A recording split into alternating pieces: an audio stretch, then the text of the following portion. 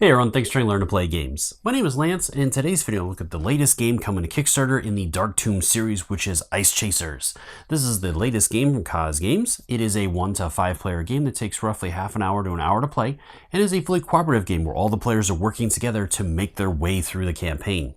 So in the game itself, you are going to be playing different heroes tasked with making your way through the different stages, slowly making your way up the mountainside and trying to make it into the cavern where you're going to go up against the Ice Chasers who have captured a prince and you are trying to rescue him.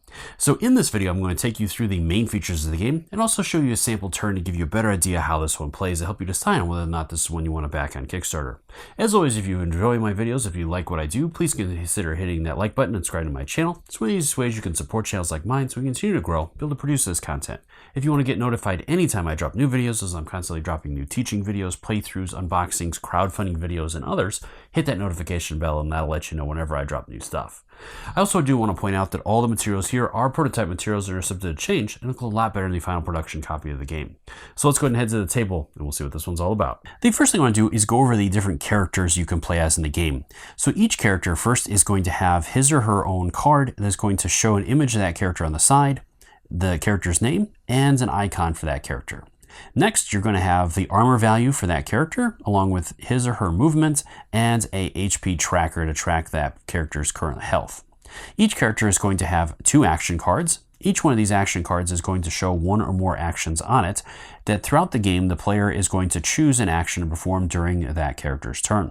Some characters, such as Ash here, also have a sidekick companion. This is new for this particular game, and will provide the character with a sidekick that will be able to move around and take actions on its own, and it'll have all of its own stats, including its attack and movement value on that card. And there's 4 new characters included in this. We have Ash, Dahlia, Shern, and Aju, and each one has their own action cards.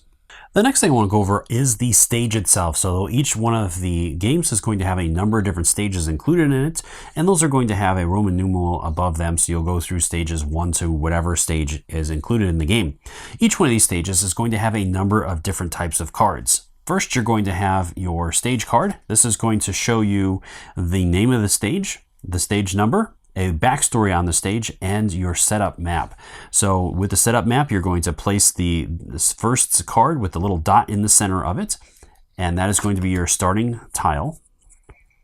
And then next, you're going to place out the other tiles, shuffling them up and spinning them and placing them in the pattern. So with this one, I start with the starting stage up top, and this one's also going to have an item in it, so I'll place an item cube in there for the characters. And then each character is going to go ahead and place their figures on those different spaces, or their cubes.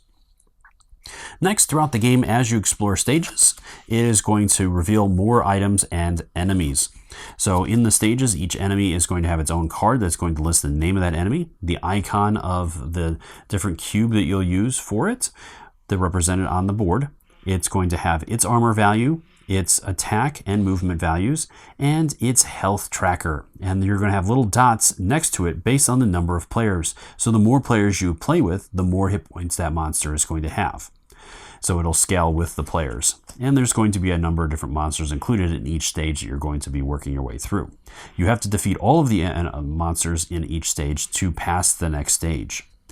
Each stage is also going to have its own special set of item cards, and these are going to give you one-use items mostly that will allow you to do different things throughout that stage. Now the items must be used in that stage or simply going to be discarded, as you cannot take items to the next stage once you leave if you have them remaining.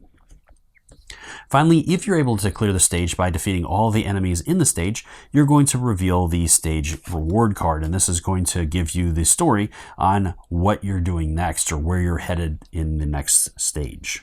And the final thing I want to do is take you through a sample turn to give you a better idea how this one plays. Alright, so moving into the stage I've set up for stage 1, and I'm just going to take you through a few turns of this and explain a little bit more how the game goes. So for this particular scenario, I'm going to be playing with 2 different characters. I have Dahlia and Shern, and I'll show you how they work. So the first thing you're going to do is read the card. This is going to set the stage and tell you a little bit about what's going on, and it's also going to give you your little map to show you how to set it up. And so with this one, this is stage 1. The doors of the tavern stand wide open, yet there's no sign of travelers or prospectors. As you pass through the entry, you hear a loud clatter of plates and then complete silence. Proceed with caution. And with that, anytime you make a stage, you're going to shuffle up the stage tiles, rotating them so that there's different orientations on those, and place those down. From there, then you're going to choose a starting player by rolling the die, and you're going to proceed in a clockwise manner, placing the stage card or stage turn at the end of the last player so that you always will have that as the last thing to activate each round. So from there, Shern is going to be the starting player, and with that, during a player's turn, you must choose to move first if you move at all. Now, you don't have to move. You can stay there and simply pass over that and move right into your action if you want to, but if you choose to move, you must do that first. So his movement is a 6. So let's go ahead and start off with doing that. 1, 2, 3. And I'm going to stop here as I'm adjacent to this cube, which allows me to pick up an item. Now that's a free action. It does not require an action to use. So I'm going to go ahead and do that as part of my action. So I found an elixir. This lets me heal 1 HP. So that's pretty good. I'll hold on to that. I'm going to move 1 more space and do another free action to explore this tile here. All right, so that's going to reveal this room here. So next I'm going to place out, I remove that cube because I picked that item up. I'm going to place that down here. And then I also have a monster. So I'm going to reveal the top monster of the deck. This is the assassin, and it's going to use the little circle with a slash icon on it. So I'll place that in the monster slot. And this based on the number of players. So there's 2 dots as there's 2 players. So our assassin is going to start with 6 hit points. All right, so I still have 2 movement left, so I could move a couple more spaces.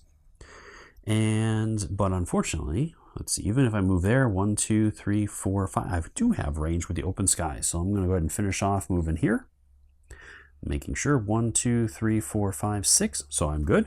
And then I'm going to go ahead and attack with the open sky. So this is my action for the turn. So once I complete my movement or I choose not to move, I can take an action out of one of the 4 that I have. Now I cannot choose an action that I selected last turn, so next turn I will not be able to use the open skies, as that is the action that I chose to do the turn before.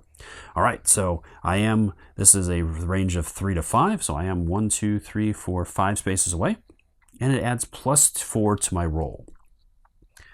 So I get a 13, so it's going to add 4 to that, so 17 is going to do 1 damage to the assassin. All right, that is the end of my turn with Shern, and so then it's going to go over to Dahlia to go. So she has a movement of 5. 1, 2, 3, 4, 5, and all movement is done orthogonally. There is no diagonal movement allowed, so that's why I have to make my way around. And these little tables here block the movement, so I cannot move through those. I can see through them though. So that is her movement. And then her attacks do not have anywhere near the range that I need. So I'm going to go ahead and do a dash action. That lets me move 3 additional spaces on my turn. So I'm going to move 1, 2, and 3 to finish off there. All right, so now it is going to move into the enemy's turn, or the stage turn. During this, the first thing I'm going to do is check for a seismic event. I'm going to roll the die. If I roll a 19 or 20, all characters take a damage. Exactly what happens. All right, so both of my characters take 1 hit. Then the monsters are going to take a turn. So each monster is going to take a turn doing its move if it needs to. So this monster has movement of up to 4 spaces, and it has a range of 1 to 4, and its attack can pass through walls. So that's really nasty. So all it really needs to do is move up 1 space to be in range of Shern. So it's going to go ahead and attack him next. And its attack is +3 to whatever it rolls. So it'll roll and gets a 12, so it's going to add 3 to that for 15. His armor is 12, so if it rolls equal to or greater than his value, it has hit him, and it does. So it's going to do 2 damage to him. So poor Shern has taken some good damage already. All right, now that all the monsters have gone, now it is back over to the players to take their turn again. So I'm going to go ahead and take another turn here. And so I'm going to go ahead and move up. 1, 2, 3, 4, 5, and I'm going to do the air crush. So this one has a range of 1, and if I hit, it'll do 2 damage. And it's an 18, so it is successful, and it adds +1 to that for 19, which is armor is only 13, so I'm good. And I deal 2 damage to the assassin for that one, so he's down to 3 hit points. All right, from there it's going to move over to Dahlia to go, so she's going to move into 5, 1, 2, 3, 4, so that'll get her right there. And she's going to go ahead and do this sickle slash, or slice, and that is only adds +1, so I need a 12 or higher to hit. It's an 18. All right, I'll take it. So that is going to deal 2 more damage to the assassin. So he's down to 1 hit point left. All right, again, it's going to move into the seismic turn. I'm going to roll to determine if it has an effect. 6, so nothing there. And then the monster. He's not going to need to move at this point, so he's going to attack. He's going to attack the character that is starting left to right and then top to bottom. So the left character is going to be Shern. And 14 is another hit, so 2 more damage on him. He's almost down. All right, can I finish off this assassin in time? It is going to go to Shern first, so he's going to need to move to be able to do his open skies attack. So 1, 2, 3, 4. I'm going to move up there. As you can attack through other characters, I'm going to go ahead and do open skies. It is a +4. Another 18, so rolling strong, and it is going to take out the assassin. So he is going to be eliminated, and I've taken care of that monster. So that is his turn. So moving over to Dahlia, I'm going to go ahead and move 1, 2, 3 here, picking that up as a free action. And she found a table leg, so she'll be able to use that to club something and do an automatic damage. All right, so at that point, then she can continue her turn, hopefully making her way over here to reveal that last tile, and we'll see how that goes. But at this point, I'm going to go ahead and end there. I hope you found the video helpful. Well, I hope you found the video helpful in deciding whether or not this is one you want to back on Kickstarter. As always, if you have any questions or comments, please post those in the comment section below, and I'll do my best to answer them. Or swing by the Kickstarter comment section and drop any questions you have there as well. I'm sure the creator would love to hear from you and is more than happy to answer any questions you have. Until next time, I'll see you later.